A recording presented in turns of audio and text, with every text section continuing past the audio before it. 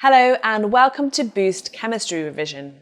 In this video, we're going to be looking at atomic structure, linking up what you learnt at GCSE to what you're going to be learning at A-level or IB. If this is your first time here, we offer tutorials and revision tips for A-level chemistry hosted by experienced and qualified chemistry teachers. We'd love for you to connect with us on social media at Boost Revision. And for more information, free resources and tutoring, please visit our website at boostrevision.com. So, you've already learnt quite a lot about atomic structure at GCSE. You should know about the structure of an atom in terms of electrons, protons and neutrons, and know the relative mass and relative charge of protons, neutrons and electrons. You should know what atomic number and mass number are, and where to find those numbers for any element in the periodic table. For any element, molecule or ion, you should be able to deduce how many protons, neutrons or electrons there are based on the atomic number and mass number. You should know what isotopes are, and you should be able to calculate the relative atomic mass of an element from given isotopic masses and relative abundance of isotopes. You should also know a little bit about how electrons are arranged in shells around the nucleus. Before we move on, why don't you test your understanding and see whether you know how many protons, neutrons and electrons are in each of these elements and ions. Sodium should have 11 protons, 11 electrons and 12 neutrons. And calcium has 20 protons, 20 neutrons and 20 electrons. With the ions on the right hand side, it's a little bit different, because the ions have either lost or gained electrons. Magnesium is a 2+ ion, meaning it's lost 2 of its original electrons. That means it has 12 protons, 12 neutrons, and 12 minus 2, so 10 electrons. Chromium 3+ ion has lost 3 electrons, so it has 24 protons, 28 neutrons, and 24 minus 3 equals 21 electrons. How did you do? Hopefully you're all okay so far. If you've got any questions or queries, please use the comment box below or send me a message on Instagram or email. Now moving from GCSE to A-level or IB, you'll want to be able to define the terms relative atomic mass and relative isotopic mass in more specific detail. You also need to understand the difference between relative atomic mass, relative molecular mass and relative formula mass, as well as being able to calculate these values for atoms, molecules and compounds. You'll also learn about the terms principal quantum number, orbital and subshell, and know the number of electrons that occupy each orbital, subshell and energy level. You may remember isotopes from GCSE. An isotope is an atom of the same element with a different number of neutrons. So it has the same atomic number, same number of protons, but different mass number because it's got different number of neutrons.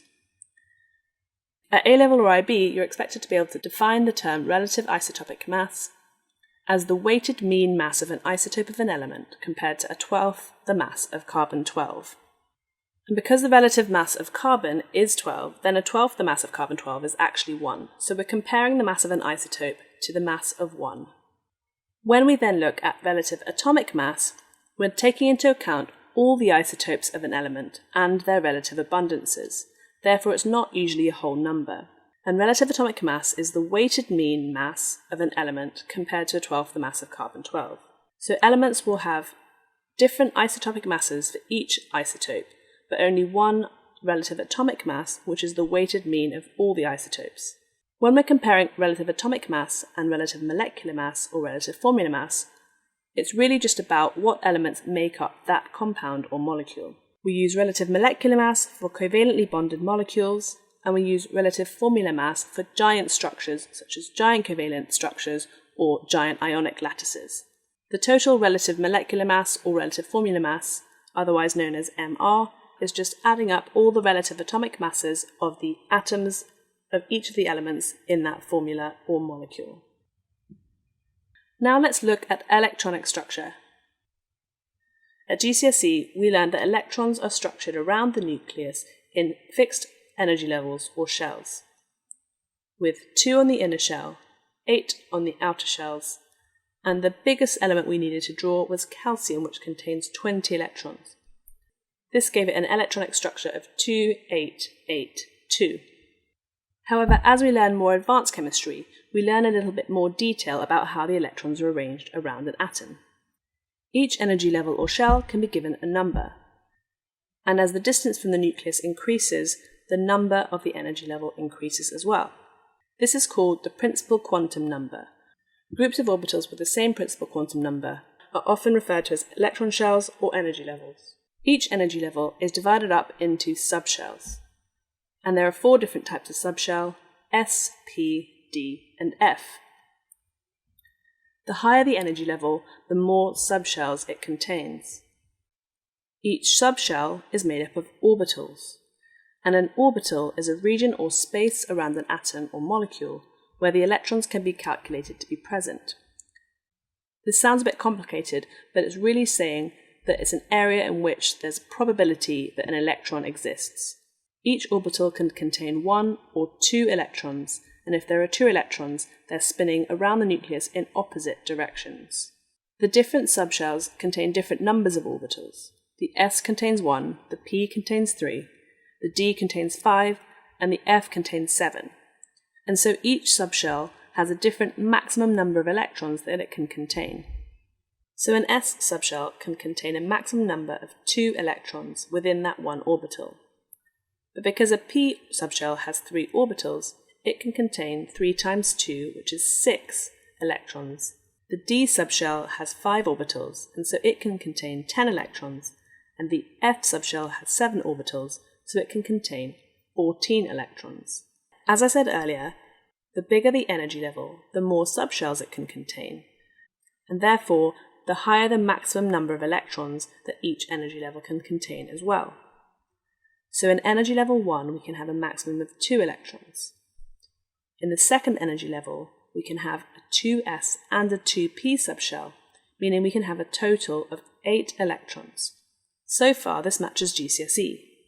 In the third energy level, however, we have an S subshell, a P subshell, and a D subshell. So now we can have 2 plus 6 plus 10 equals 18 electrons. This is different to what you learned at GCSE. In the fourth energy level, we can have an S, P, D, and F subshells, and so it can contain a maximum number of 32 electrons. The electrons occupy subshells in order of the subshell energy levels, and this graph shows the increasing amounts of energy that each of the subshells has.